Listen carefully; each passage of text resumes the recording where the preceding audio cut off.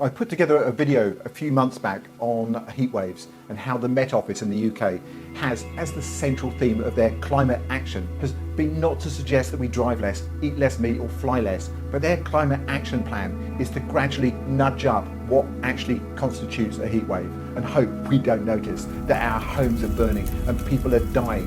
But since then, the UK has suffered, and I mean suffered, our hottest ever day on record.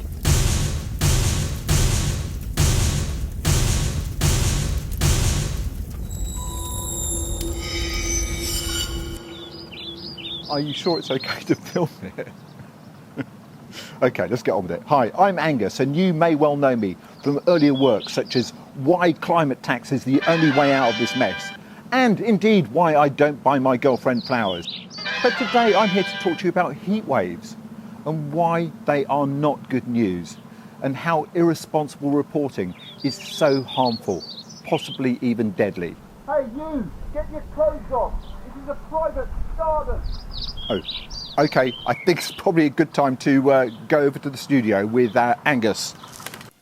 Wildfires and heat waves wreaking havoc across swathes of the globe show humanity facing collective suicide, the UN Secretary General has warned, as governments around the world scramble to protect people from the impacts of extreme heat. Collective suicide. Like Lemmings, well, not like Lemmings actually. The entire Lemmings committing mass suicide is a lie, a myth created by the Disney company, where many lemmings were indeed harmed during the making of their 1958 documentary, White Wilderness. I'm obviously going off on a bit of a tangent here, but the point is that if Walt Disney, actually I think it was James Alger, who actually directed the film. But anyway, if Walt Disney can actually go to the lengths of pushing live lemmings off a cliff for cinematic ratings, Walt fucking Disney, what hope do we have when today's narrative on climate breakdown is being dictated to the masses and controlled by the likes of self-serving media moguls such as Rupert Murdoch et al., whom most of us would readily believe would hack his own mother's phone in pursuit of a headline story? What hope do we have? I'm going to offer you a couple of those headlines, not about Rupert Murdoch's mother, in a moment. But before we go there, let's see what else the Secretary General has had to say about our complacency to man-made climate breakdown. Antonio Guterres told ministers from 40 countries meeting to discuss the climate crisis on Monday, half of humanity is in the danger zone from floods, droughts, extreme storms and wildfires. No nation is immune, yet we continue to feed our fossil fuel addiction. Half of humanity is in the danger zone, as in being in imminent danger of being pushed off the cliff. But there will be no lucky ones in this scenario when half of the human population is in imminent danger. Do you really think they will just quietly jump off a cliff? No, of course not. This will bring mass migration like we have never, ever seen before in human history. It will bring scarcity of resources. It will bring famine, and it will bring worldwide conflict, and it will bring it to your door and to the doors of your children and your grandchildren, wherever you are on this planet. But it is still in our gift to change this dystopian future, but only if we have the collective will and belief, together with the collective actions to do so. Anyway, Antonio goes on. He added, we have a choice, collective action or collective suicide. It's in our hands. Collective action or collective suicide.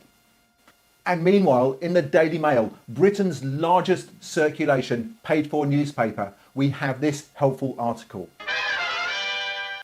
Why on earth can't the Met Office just tell us the weather instead of spreading alarm and scolding us with doom-laden lectures? And this front page headline. Sunny day, snowflake Britain had a meltdown. So no mention at all of the cause of this heatwave.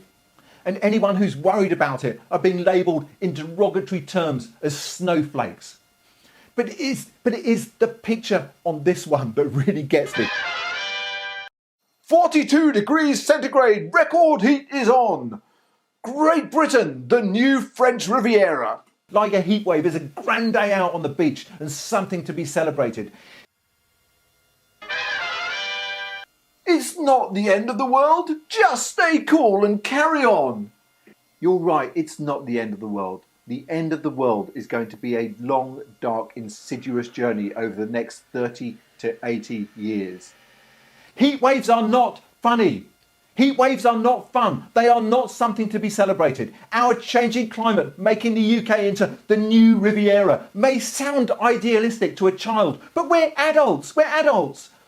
The far-reaching consequences of climate breakdown, even if we discount displacement of billions of people, because here in the UK we're going to send them all to Rwanda, is the very definition of catastrophe on so many levels. Our ecosystems all over the world, developed over millennia, will not be fit for purpose. But in the UK, we'll be able to grow grapes and make our own wine and go to the beach. Wake up! All of our railway lines will need to be replaced with steel tempered or pre-stressed to higher temperatures. Our roads will need to be relaid with concrete to stop them melting in the heat, or every road and motorway lined with trees so that they're shaded. Our airports will need to be relaid with concrete, as trees will not be an option there. Home insulation and or air conditioning will become vital for summer months when it becomes too hot to have sex even. You wonder how they manage it in foreign country. Well, I tell you how they manage it. Homes are designed to stay cool in the summer, not in the UK, and probably not where you live. And let me tell you, if you live in a hotter country, it's going to be a lot hotter. And we're going to see increases in instances and severity of fires. On Tuesday, the 19th of July, the London Fire Service had its busiest day since World War II, with more than a dozen fires raging at any given time. World War III is essentially us fighting our own excess. We will have water shortages, water rationing, crop failures, but at least we'll be able to make our own wine. Livestock will die, sea levels will rise, whilst lakes and reservoirs will go dry, and seawater will start to seep into our underground water reserves as we lose thousands of square miles of land to rising sea levels. 9 of the UK's 12 hottest days since 1884 have now occurred within the last 2 decades. This is not a coincidence. Wake up. Like many other rodents, lemmings have periodic booms in population. In particular, Norwegian and brown lemmings, who seem to be particularly randy, a bit like your proverbial rabbit. Anyway, and when there are too many of them in one place, they tend to migrate in large herds. I'm not sure if the herd is the right name for a collection of lemmings. But anyway, they migrate looking for food and resources, a safer life, crossing rivers, streams and lakes as they go. There is no evidence of lemons jumping off cliffs en masse for the greater good. And there is no evidence that when the human population follows the same migratory path, as will become more and more common over the next 30 years or so, that anyone is going to be jumping off a cliff to save the rest of humanity. Husbands, wives, children, mothers, daughters, sons, entire families, and even entire communities, as already demonstrated over the past few years and increasing every day, will go to extraordinary lengths to stay alive, and will cross seas in inflatable boats, will scale walls whilst being shot at, and will dig tunnels in search of just a safe future. Heat waves are a catastrophe being delivered to us in small chunks. They are warnings of the worst possible man-made future apocalypse. They are not a cause for celebration, and they are the reality of our folly to ignore the signs of climate change for the past 50 years. And we won't get another 50 years to reverse this. But that's just what I think. What do you think? How dangerous is the trivialisation by the mainstream media to the existential threat to humanity? Let me know in the comments below. What do you think?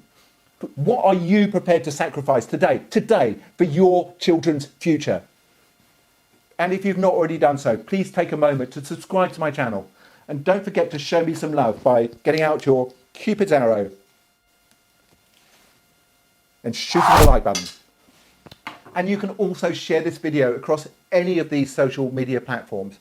Doing any or all of these things really does help me reach a wider audience and hopefully affect positive change. And if you've enjoyed this video and found it useful or just weirdly compelling, you might like this one or even this one. Of course you can enjoy the sunshine, but do it with a bitter sweet taste in your mouth, like you are eating the family pet. I think I'm going to take that bit out. Yeah. Poignant, but I think I should take it out. What do you think? Stick it on the end. Okay, all right.